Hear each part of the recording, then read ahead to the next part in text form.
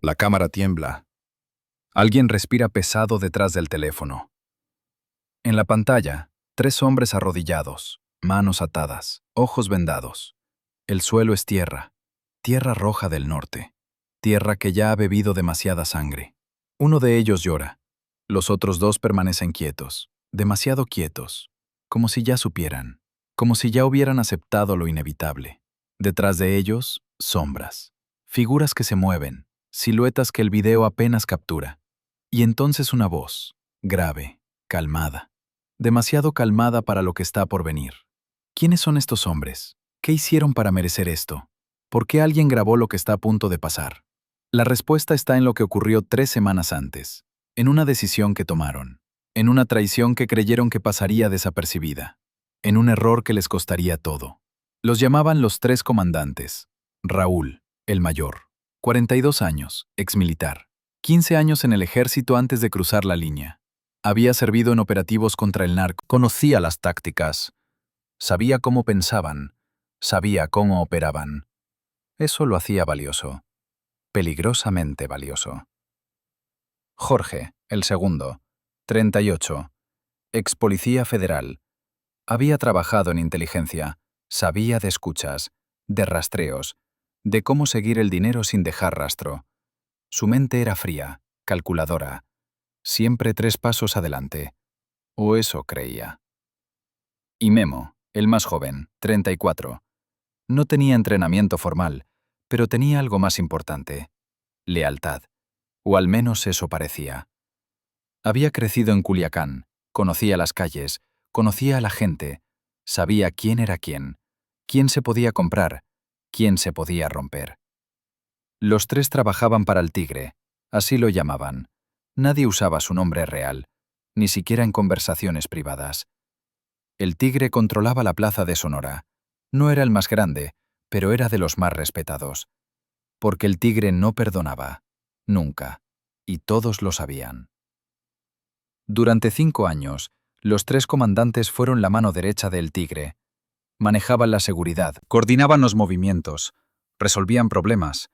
Y los problemas en ese mundo se resuelven de una sola manera: con sangre. Pero algo cambió, 3 meses antes del video. Raúl recibe una llamada. No es del Tigre, es de alguien más. Alguien del otro lado de la frontera. Un contacto de sus días en el ejército. Un tipo que ahora trabaja para otro cártel. Uno más grande, mucho más grande. La conversación es corta, directa, una propuesta. Simple en apariencia, peligrosa en realidad. Raúl cuelga. Se queda mirando el teléfono. Está en su casa, una casa modesta en las afueras de Hermosillo. Su esposa está en la cocina. Sus 2 hijos ven televisión en la sala. Vida normal. Vida que pagó con dinero manchado. Vida que podría perder en un segundo. Esa noche no duerme. Da vueltas en la cama. Piensa. Calcula. ¿Cuánto vale la lealtad? ¿Cuánto vale su vida? ¿Cuánto vale su familia? 2 días después, Raúl se reúne con Jorge. Es un café en el centro, nada sospechoso. 2 amigos tomando café. Jorge nota algo raro. Raúl está tenso, más de lo normal. Y Raúl nunca está tenso. ¿Qué pasa?, pregunta Jorge. Raúl mira alrededor, se asegura de que nadie escuche. Y entonces habla. Le cuenta de la llamada, de la propuesta, de los números que le mencionaron. Jorge no dice nada al principio, solo escucha. Y cuando Raúl termina, Jorge suelta una risa corta, seca. Estás loco, dice. El Tigre nos mata. Raúl asiente. Lo sé, pero mira los números.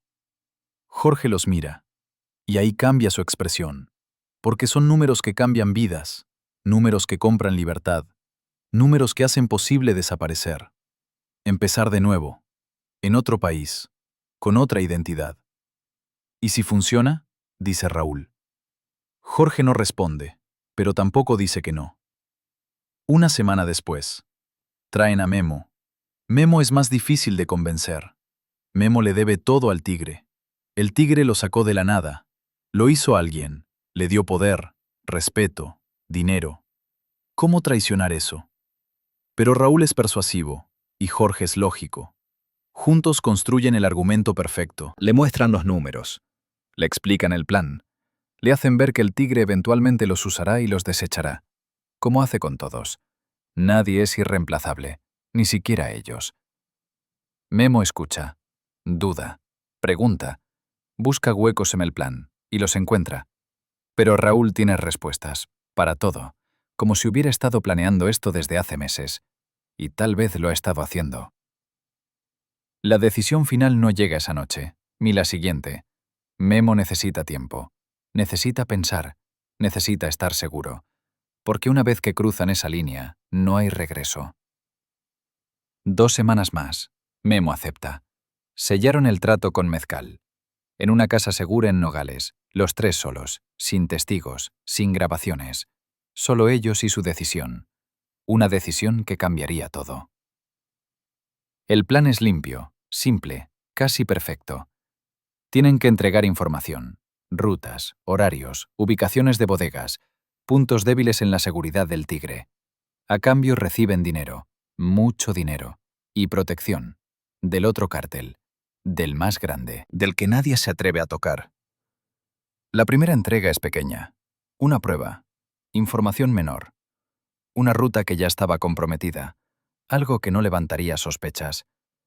El dinero llega, $20,000, en efectivo, limpio, dividido en 3. No es mucho, pero confirma que la cosa es real. La segunda entrega es mayor, ubicación de una bodega en Agua Prieta. El tigre pierde 2 toneladas, pero no conecta los puntos. Cree que fue mala suerte, infiltración, algo normal en el negocio. Los 3 comandantes incluso participan en la investigación interna. Qué irónico. Para la tercera entrega ya están confiados, demasiado confiados. Eso es peligroso. La confianza mata, en ese mundo más que las balas. Entregan información crítica, movimiento de un cargamento grande, muy grande. 50 millones en producto, cruzando hacia Estados Unidos. El otro cártel intercepta. El tigre pierde todo. Y esta vez sí sospecha, porque fue demasiado limpio, demasiado preciso. Alguien de adentro habló. El tigre reúne a su gente. Todos los comandantes. Todos los que tienen acceso a información sensible. Es una reunión tensa. El tigre no grita, nunca grita. Habla bajo, calmado, pero todos saben lo que significa ese tono. Alguien me está traicionando, dice, y voy a descubrir quién. Todos asienten, incluidos Raúl, Jorge y Memo. Actúan normal, preocupados, como todos los demás, pero por dentro el miedo empieza a crecer. Esa noche, Raúl le dice a su esposa que prepare maletas. No le explica por qué. Ella no pregunta. Aprendió hace tiempo a no preguntar. Jorge mueve dinero, de cuentas mexicanas a cuentas en el extranjero. Memo visita a su madre. No le dice nada, solo la abraza. Más tiempo de lo normal. Están preparándose para huir, pero esperan una última entrega, la grande. $2 millones. Más protección garantizada, nuevas identidades. Todo listo para desaparecer. Solo necesitan aguantar una semana más. No llegan a una semana. 4 días después, Raúl recibe un mensaje. Del tigre. Una reunión. Esa noche. En un rancho al norte de Hermosillo. Nada raro. Han tenido cientos de reuniones ahí. Pero algo se siente diferente. Raúl lo nota. Ese instinto de supervivencia que desarrolló en el ejército. Ese que te dice cuando algo está mal. Llama a Jorge. Jorge recibió el mismo mensaje. Llaman a Memo. Memo también. Los 3 están convocados, al mismo tiempo, al mismo lugar. ¿Coincidencia? Tal vez, o tal vez no. Raúl sugiere no ir, salir esa misma noche, cruzar la frontera, olvidarse de la última entrega. 2 millones no valen nada si estás muerto. Jorge está de acuerdo, pero Memo duda. ¿Y si realmente es solo una reunión normal? ¿Y si sus sospechas son paranoia? Si huyen sin razón, confirman su culpa. Y entonces sí que el tigre no descansará hasta encontrarlos. Deciden ir, pero armados, preparados, con un plan de escape. Si algo se siente mal, salen disparando. Tienen la ventaja de ser 3. Tienen entrenamiento. Pueden sobrevivir. O eso creen. Llegan al rancho. Hay otras camionetas, más de lo normal. Mucha más gente de lo habitual. Raúl lo nota inmediatamente. Jorge también. Memo empieza a sudar. Ya no es paranoia. Algo está definitivamente mal. Bajan de la troca, manos cerca de las armas, sin ser obvios. El tigre está ahí, de pie junto a una fogata. Los mira, sonríe. Esa sonrisa que todos temen. Esa sonrisa que no llega a los ojos. «Comandantes», dice. «Qué bueno que vinieron». Raúl responde. «Claro, jefe, para lo que necesite». El tigre asiente. Camina hacia ellos. Lento, como un felino, como el animal que le da nombre. «Necesito que me ayuden con algo», dice. «Hay un traidor. Y creo que ustedes lo conocen». Los tres se tensan, sin querer, sin poder evitarlo. Y el tigre lo nota todo. «¿Conocemos a un traidor?», pregunta Jorge. Su voz suena normal, pero no lo es. El tigre se acerca más, demasiado cerca. Y entonces lo dice, sin rodeos, sin juegos. «Ustedes son los traidores». Silencio. Un silencio que pesa, que aplasta. Raúl piensa en su arma. ¿En qué tan rápido puede sacarla? ¿En cuántos puede matar antes de que lo maten a él? Calcula ángulos, distancias, probabilidades. 0. Sus probabilidades son 0. Hay 15 hombres alrededor, todos armados, todos apuntando, sin ser obvios, pero apuntando. Si mueven un dedo, los cortan en dos. Los tres lo saben. El tigre también lo sabe. Y disfruta ese momento de poder absoluto. «No sé de qué habla, jefe», dice Raúl. Su última jugada, su última esperanza, negar todo. Pero el tigre niega con la cabeza. Saca un teléfono, lo pone en altavoz.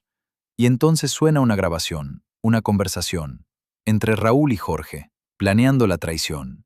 Cada palabra, cada detalle, todo. «¿Cómo?», piensa Raúl.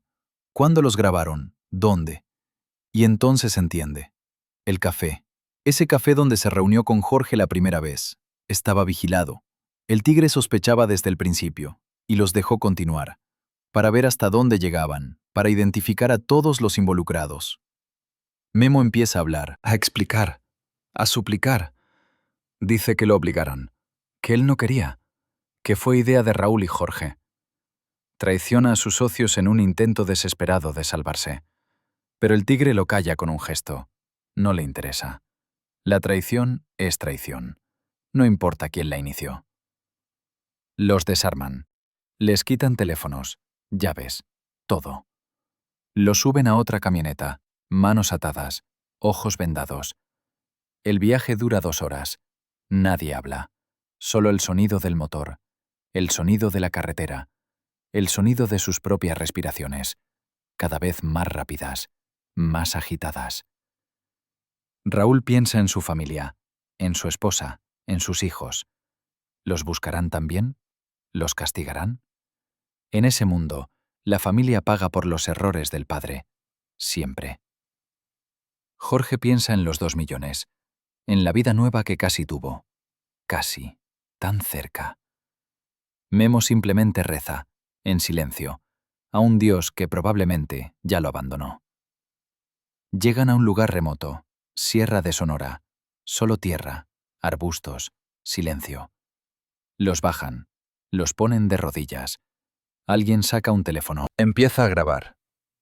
El vídeo que después circulará. El vídeo que servirá de mensaje. Para cualquiera que piense en traicionar al tigre. La voz que habla es del tigre, pero él no aparece en cámara. Nunca lo hace. Explica quiénes son ellos, qué hicieron, por qué están ahí. Cada palabra es tranquila, medida, como si estuviera dando una clase. No hay gritos, no hay amenazas, solo hechos, fríos, brutales. Raúl intenta hablar, le tapan la boca. Jorge intenta levantarse, lo golpean. Memo solo llora, y el llanto suena fuerte en el silencio del desierto. ¿Qué pasó después? ¿Cuánto duró? ¿Sufrieron? El vídeo completo nunca se filtró, solo fragmentos, suficientes para entender, suficientes para servir como advertencia, suficientes para que nadie más piense en traicionar. Se encontraron los cuerpos 3 días después, en diferentes lugares, separados, para que el mensaje llegara a más gente. La policía investigó, como siempre, sin resultados, como siempre. Nadie vio nada. Nadie sabe nada. El miedo cierra bocas mejor que cualquier amenaza. La familia de Raúl huyó a Estados Unidos. Pidieron asilo. Lo obtuvieron. Pero el miedo nunca los dejó. Cambiaron de nombre, de ciudad, de vida. Pero las pesadillas permanecen. Siempre. Jorge no tenía familia, o la había perdido hace tiempo. Su cuerpo fue cremado, sin ceremonia, sin testigos, como si nunca hubiera existido. La madre de Memo lo enterró, en un cementerio de Culiacán, con su nombre real, el que casi nadie conocía. En la lápida solo dice su nombre y 2 fechas, nada más, sin epitafio, sin explicaciones. Algunas historias no necesitan palabras. El tigre siguió operando, más cuidadoso, más paranoico. Cambió sus métodos, rotó personal. Nadie permanece en una posición clave más de un año. Nadie acumula demasiado poder. Nadie se vuelve irreemplazable. Porque esa fue la lección. Todos son reemplazables, y todos pueden traicionar. El otro cártel, el que tentó a los 3 comandantes, nunca intentó contactar a nadie más del equipo del Tigre. El mensaje fue recibido, alto y claro. Algunas plazas no valen el conflicto. Algunas líneas no se cruzan.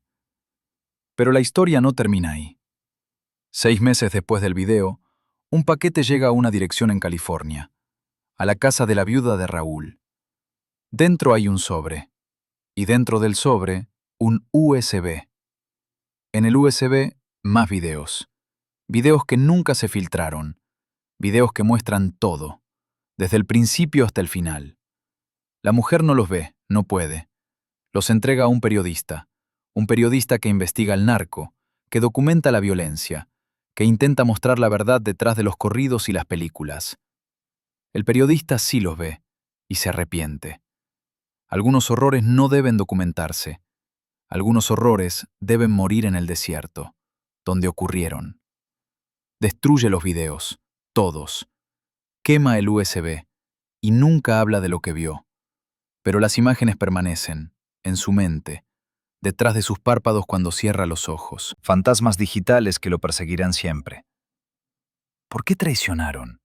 Esa pregunta quedó sin respuesta, o con demasiadas respuestas. Por dinero, por ambición, por miedo al futuro, por creer que eran más inteligentes, por pensar que podían salirse con la suya. Por todas esas razones, por ninguna. La verdad es más simple y más terrible. Traicionaron porque pudieron, porque la oportunidad se presentó, y porque en ese mundo la lealtad es solo una palabra que dura hasta que llega una oferta mejor, hasta que el miedo al presente supera el miedo al futuro, hasta que la tentación vence al sentido común. El tigre lo sabía, siempre lo supo, por eso no confía en nadie, por eso duerme en lugares diferentes cada noche, por eso sus hijos viven en otro país, por eso su esposa no sabe en qué trabaja, o finge no saberlo. Por eso vive rodeado de guardias, pero completamente solo. Esa es la verdadera maldición, no la muerte. La muerte es rápida, misericordiosa. La maldición es vivir sabiendo que cualquiera puede traicionarte. Tu mejor amigo, tu hermano, tu compadre, cualquiera, en cualquier momento, por el precio correcto. Los 3 comandantes aprendieron esa lección, demasiado tarde, a un costo demasiado alto, pero la aprendieron, y su historia se convirtió en leyenda, en advertencia, en cuento que se cuenta en voz baja, en fiestas, en reuniones, cuando alguien pregunta qué pasa si traicionas al tigre. Y entonces alguien saca su teléfono, busca el vídeo, los fragmentos que circulan, y todos lo ven, en silencio, sin comentarios, porque no hacen falta palabras. El mensaje es claro, cristalino, aterrador. Años después, en un bar de Tijuana, un hombre bebe solo. Es mayor, 50 y tantos, manos curtidas, ojos que han visto demasiado. Alguien se sienta a su lado, ordena mezcal. Comienza una conversación, casual, sobre nada, sobre todo. Y entonces la conversación cambia. El desconocido hace una pregunta, sobre el tigre, sobre su operación, sobre sus debilidades. Y le menciona números. Números grandes. Números tentadores. Números que podrían cambiar una vida. El hombre mayor escucha, sin interrumpir. Cuando el desconocido termina, se toma su trago, paga su cuenta, se levanta y antes de irse dice solo una cosa. Pregúntale a los 3 comandantes. El desconocido frunce el ceño. ¿Quién es? El hombre mayor sonríe. Esa sonrisa triste de quien ha sobrevivido demasiado tiempo. Búscalos en YouTube, dice, y aprende. El hombre mayor sale, desaparece en la noche, y el desconocido se queda ahí, con su oferta, con sus números, con su teléfono, dudando. ¿Buscará el video? ¿Aprenderá la lección? ¿O creerá que él es diferente, que él es más inteligente, que él sí puede salirse con la suya, que él no terminará de rodillas en el desierto, con una cámara grabando, con una voz calmada explicando su traición, con lágrimas secándose en tierra roja? Probablemente sí lo crea, porque así somos los humanos. Arrogantes, optimistas, convencidos de que las tragedias les pasan a otros, nunca a nosotros. Hasta que nos pasan. Y entonces ya es muy tarde. El video sigue circulando.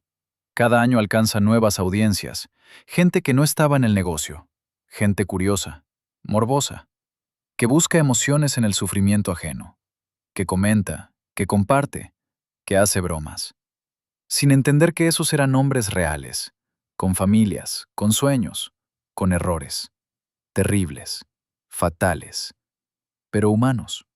Y cada vez que alguien ve ese video, cada vez que circula, cada vez que se comparte, el tigre gana, porque el mensaje se refuerza, la advertencia se renueva, el miedo se propaga, y eso es exactamente lo que quiere, lo que necesita, lo que mantiene su imperio. Porque en ese mundo el miedo es poder, el miedo es control, el miedo es la única ley que realmente funciona.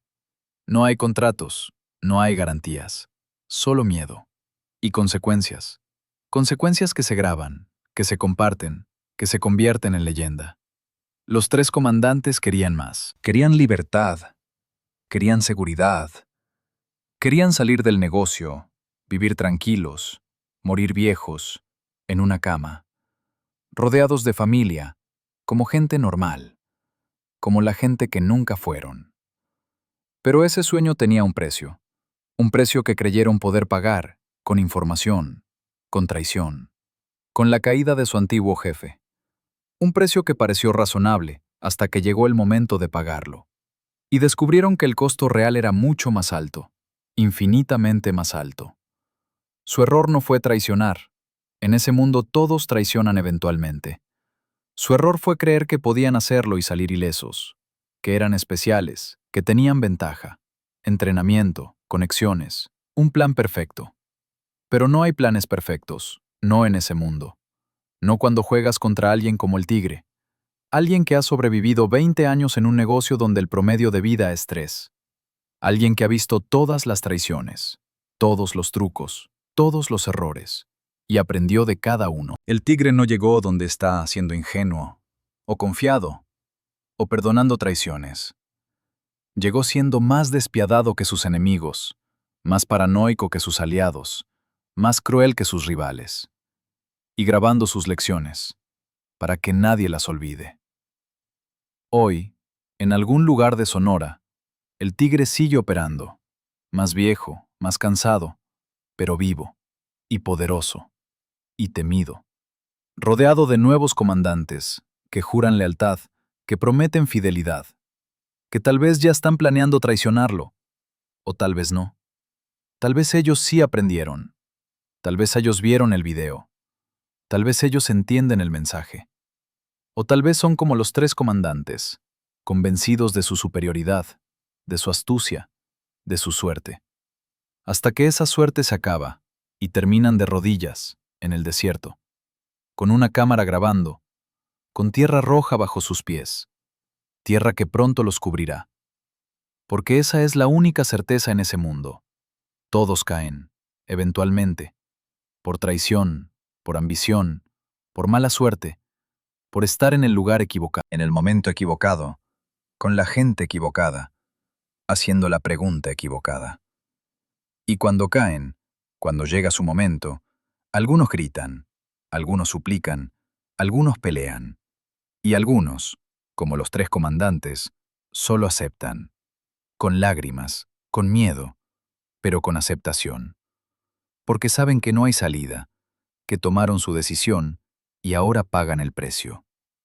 El video termina, la pantalla se pone negra, pero las imágenes permanecen, en la mente de quien lo vio, en los servidores donde se almacena, en las memorias donde se comparte, inmortales, eternas, un monumento digital al precio de la traición. Y en algún lugar, en California, en una casa pequeña, la viuda de Raúl mira por la ventana. Ve a sus hijos jugar, están a salvo, lejos, con nuevos nombres, nueva vida. Pero ella nunca olvida, nunca perdona. No a los que mataron a su esposo, sino a su esposo mismo. Por tomar esa decisión, por arriesgar todo, por destruir su familia, por ese segundo de codicia que costó todo. Y en Culiacán, la madre de Memo visita una tumba. Cada domingo, con flores frescas, con oraciones silenciosas, con lágrimas que ya no caen, porque se acabaron hace tiempo, agotadas, como ella, como su esperanza, como su fe en que existe justicia, en este mundo o en el siguiente, y en algún lugar perdido. Jorge no tiene a nadie que lo recuerde, nadie que ponga flores, nadie que rece. Sus cenizas fueron esparcidas en el desierto, por manos anónimas, sin ceremonia, sin testigos, como si nunca hubiera existido, como si su vida entera hubiera sido un sueño o una pesadilla, de la cual finalmente despertó.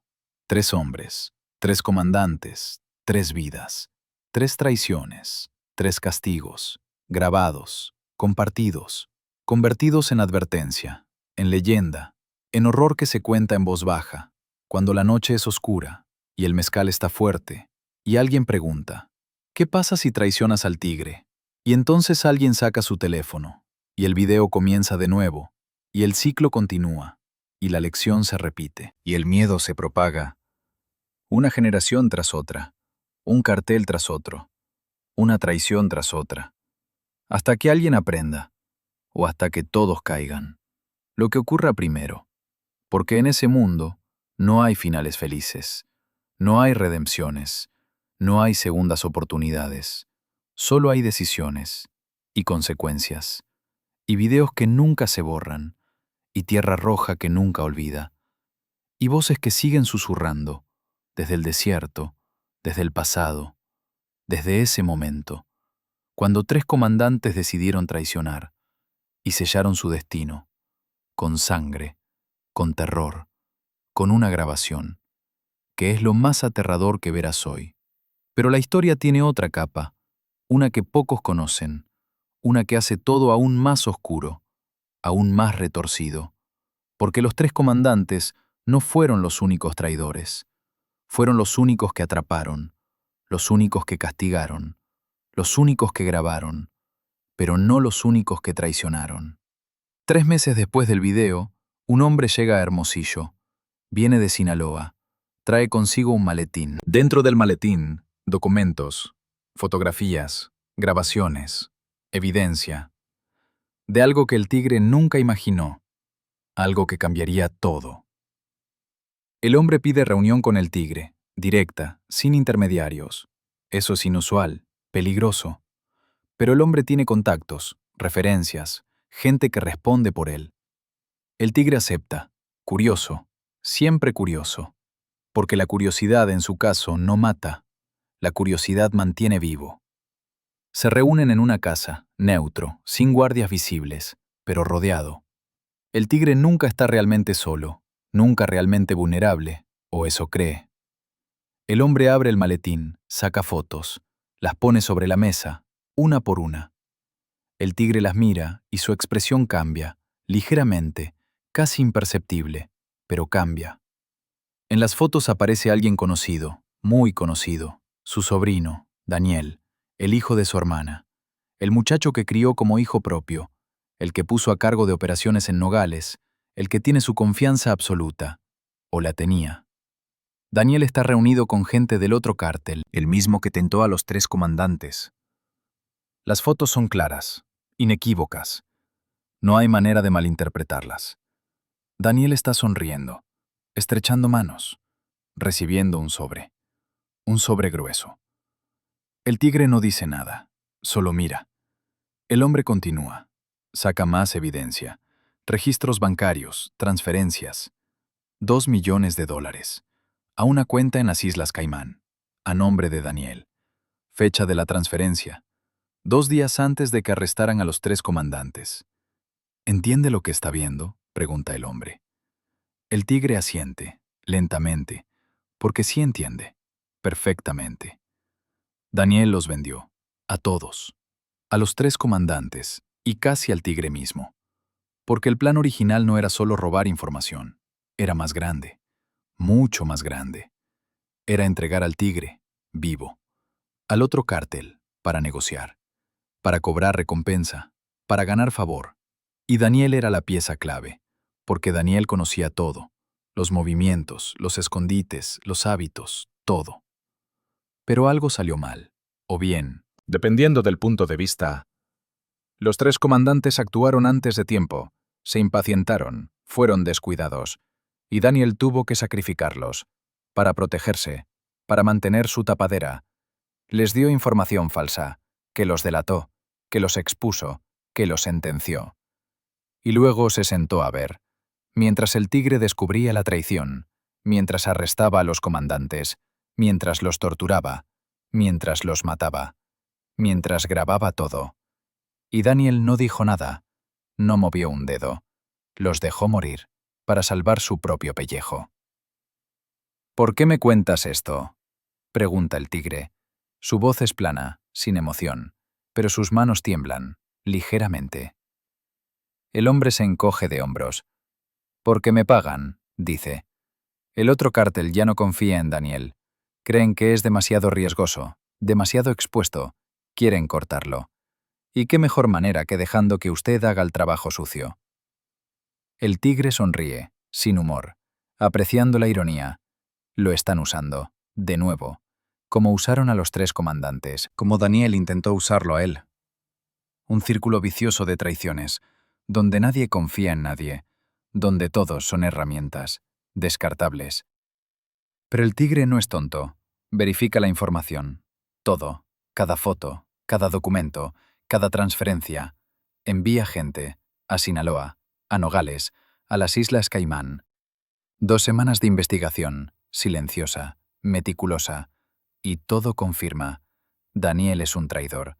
Ha sido un traidor por meses, tal vez años. El tigre no actúa inmediatamente. Esa no es su manera. Primero observa, estudia, planea. Daniel sigue operando normal, sin saber que lo saben, sin imaginar que su tiempo se acabó, que está viviendo prestado, durante un mes. El tigre deja que Daniel continúe, lo promueve incluso, le da más responsabilidades, más acceso, y Daniel lo acepta todo, confiado, creyendo que es intocable, que la sangre lo protege, que el amor familiar es escudo suficiente. Grave error. Porque para el tigre, la traición familiar es peor, infinitamente peor. Un enemigo es un enemigo. Se puede entender, se puede respetar. Pero familia que traiciona, eso es imperdonable. Eso requiere lección especial. Una noche, Daniel recibe llamada, del tigre, reunión urgente, en el rancho, el mismo rancho donde murieron los 3 comandantes. Daniel duda, por un segundo. Algo se siente raro, pero descarta la sensación. Va, como siempre ha ido, docenas de veces, cientos. Llega al rancho. Está solo, como le pidieron. Baja de su camioneta, nueva, blindada, pagada con dinero de traición. Camina hacia la casa. La puerta está abierta. Entra, y entonces ve el tigre, sentado, con un teléfono en la mano. En la pantalla, las fotos, los documentos, todo. Daniel se paraliza. Su cerebro procesa, lento, demasiado lento. Y cuando finalmente entiende, cuando finalmente reacciona, ya es tarde. Hombres salen de las sombras, lo rodean, lo desarman. Daniel no pelea, no grita, solo mira al tigre, a los ojos, buscando. ¿Qué? ¿Misericordia? ¿Comprensión? ¿Una última oportunidad? No encuentra nada. Los ojos del tigre están vacíos, fríos, como los de un reptil, como los del animal que le da nombre. Daniel entiende entonces. No hay perdón, no hay explicaciones, no hay nada. Tío, dice, con voz quebrada, por favor. El tigre levanta una mano. Silencio. No quiero escucharte, dice. No hay nada que puedas decir, nada que cambie esto. Traicionaste sangre, traicionaste familia, y eso no tiene perdón. Pero el tigre no lo mata, no inmediatamente, porque Daniel necesita entender, necesita sufrir. No físicamente, eso sería rápido, fácil, misericordioso. No, Daniel necesita sufrir de otra manera. Lo encierran, en un cuarto, del rancho, sin ventanas, sin luz natural, solo una lámpara y una televisión. La televisión está prendida, reproduciendo algo, en loop, una y otra vez, sin parar. Es el video de los 3 comandantes, su arresto, su tortura, su muerte, todo, en alta definición, con sonido, con cada grito, cada súplica, cada último aliento. Daniel se ve obligado a verlo. Una vez, 2 veces, 10 veces, 100 veces. Los primeros días, Daniel grita, pide que lo apaguen, cierra los ojos, se tapa los oídos, pero los guardias lo obligan a mantener ojos abiertos, a escuchar. 1 semana, 2 semanas, 3 semanas, viendo el mismo vídeo, sabiendo que ese será su destino, sabiendo que no hay escape. Y entonces Daniel cambia, deja de gritar, deja de resistir, solo mira, absorbe, acepta, se rompe. Mentalmente, espiritualmente, completamente. Y cuando el tigre finalmente entra, al cuarto, Daniel ni siquiera reacciona. Solo está ahí, sentado, mirando la pantalla, vacío. ¿Entiendes ahora? Pregunta el tigre. Daniel asiente, débilmente. Sí, susurra. Entiendo. El tigre se sienta a su lado. Juntos ven el vídeo, hasta el final. Y cuando termina, cuando la pantalla se pone negra, el tigre habla. Ellos traicionaron por dinero, dice. Tú traicionaste por ambición. Querías mi lugar, querías mi poder, y estabas dispuesto a venderme, a entregarme tu propia sangre. ¿Por qué? Daniel no responde. Porque no hay respuesta, o hay demasiadas. Porque quería ser el jefe, porque se cansó de obedecer, porque creyó que merecía más, porque la ambición no tiene lógica, solo hambre, insaciable, destructiva. El tigre asiente, como si entendiera, y tal vez entiende, porque él también fue joven, también tuvo ambición, también traicionó para llegar donde está. La diferencia, él tuvo éxito, y Daniel no.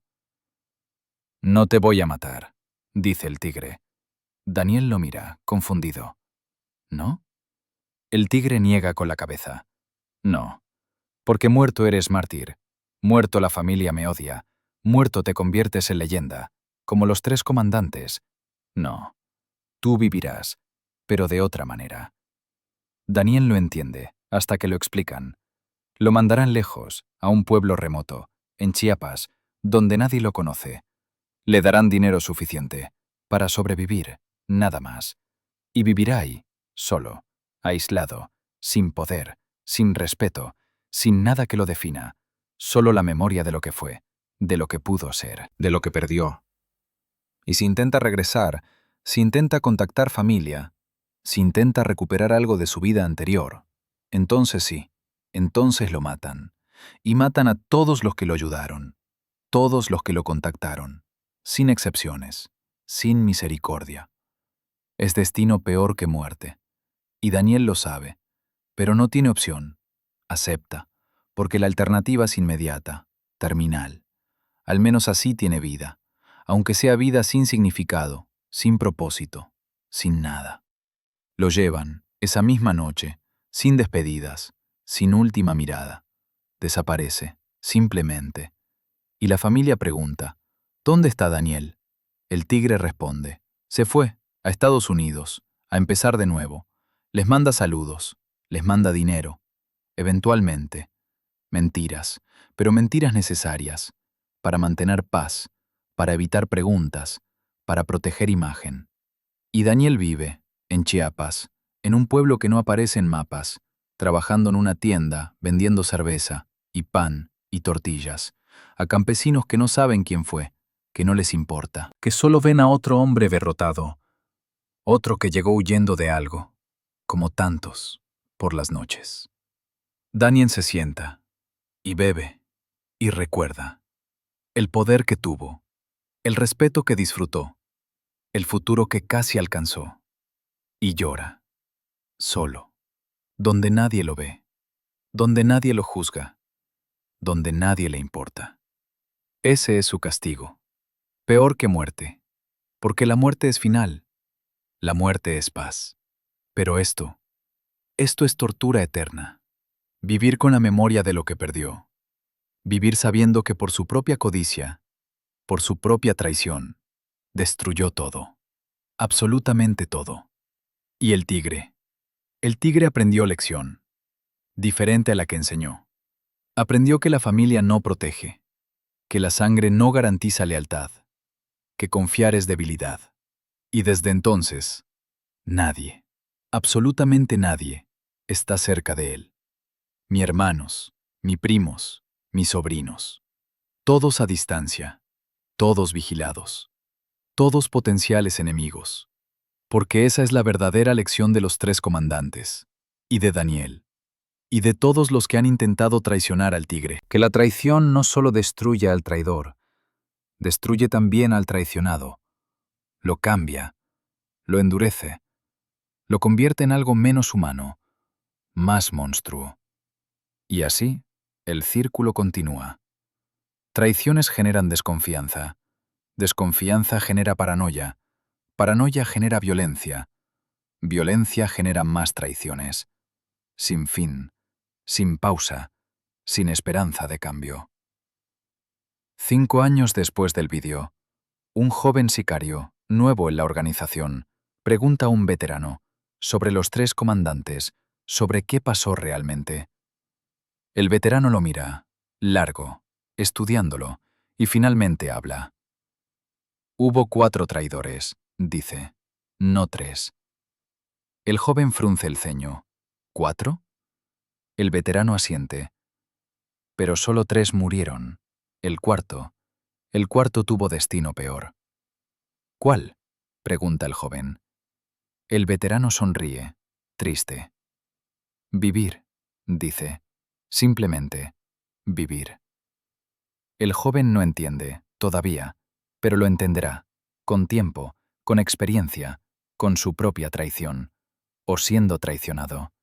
Porque en ese mundo, todos eventualmente están en uno de 2 lados. Traidor o traicionado.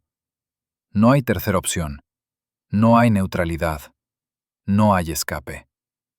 Y el vídeo, el maldito vídeo, sigue circulando, año tras año, ganando vistas, generando comentarios, inspirando corridos, convirtiéndose en cultura, en entretenimiento, en algo que consumir con palomitas, sin entender el costo real, sin comprender que esos eran hombres, con historias, con razones, con familias que aún lloran. Pero así ha sido siempre. El sufrimiento de unos es entretenimiento de otros. La tragedia se vuelve espectáculo, la muerte se convierte en views. Y el ciclo continúa, alimentándose a sí mismo, creciendo, mutando, nunca terminando. Hoy, en este momento, en algún lugar de México, alguien está planeando traición, convencido de que será diferente, de que no lo atraparán, de que tiene mejor plan, de que los 3 comandantes eran tontos, pero él es inteligente, Él sí puede lograrlo. Y tal vez pueda. Tal vez sea el 1 en 1000 que lo logra, que traiciona y sobrevive. Que escapa y prospera, que vive para contar la historia. Desde lejos, desde seguridad, desde nuevo nombre, nueva vida. O tal vez no. Tal vez termine de rodillas, en desierto diferente, con cámara diferente, con traidor diferente detrás, grabando su fin. Para nueva generación, nueva advertencia, nuevo ciclo. Porque esa es la única constante en ese mundo sin constantes. La traición. Siempre presente, siempre tentadora, siempre fatal. Para todos los involucrados, traidores y traicionados, víctimas y verdugos, todos eventualmente pagan, todos eventualmente caen. Los tres comandantes fueron solo el principio de una historia más grande, más oscura, más compleja. Una historia de traiciones dentro de traiciones, de castigos dentro de castigos, de vídeos que esconden vídeos, de verdades que revelan mentiras más grandes. Y el tigre. El tigre sigue ahí, más viejo ahora, 60 y tantos, pero vivo, gobernando, temido, odiado, respetado. Solo, completamente solo, rodeado de gente pero aislado, porque así tiene que ser, porque confiar es morir. Y él no planea morir, todavía no. ¿Cuánto tiempo más? ¿Cuántas traiciones más? ¿Cuántos videos más? Nadie sabe, ni siquiera él. Solo vive día a día, decisión tras decisión, traición tras traición, hasta que llegue su momento. Porque todos caen, eventualmente, sin excepción. Y cuando caiga, cuando finalmente llegue su video, cuando sea él quien esté de rodillas, ¿quién lo grabará? ¿Quién narrará su historia? ¿Quién explicará sus traiciones? ¿Quién llorará su muerte? Probablemente nadie, o todos. Da igual, porque para entonces habrá nuevo tigre, nuevo jefe, nuevo ciclo, misma historia, diferentes nombres, mismo final. Tierra roja, cámara grabando, voz calmada, explicando, advirtiendo, enseñando. Y así continúa. La historia de los tres comandantes, que no es solo su historia, es la historia de todos, en ese mundo, en ese negocio, en esa vida que no es vida, sino supervivencia, hasta que la suerte se acaba, y todos caen, bajo tierra roja, bajo cielo indiferente, bajo memoria selectiva de los que siguen, los que aprenden o no aprenden, y repiten, una y otra vez, el mismo error, la misma traición, el mismo final, grabado para siempre.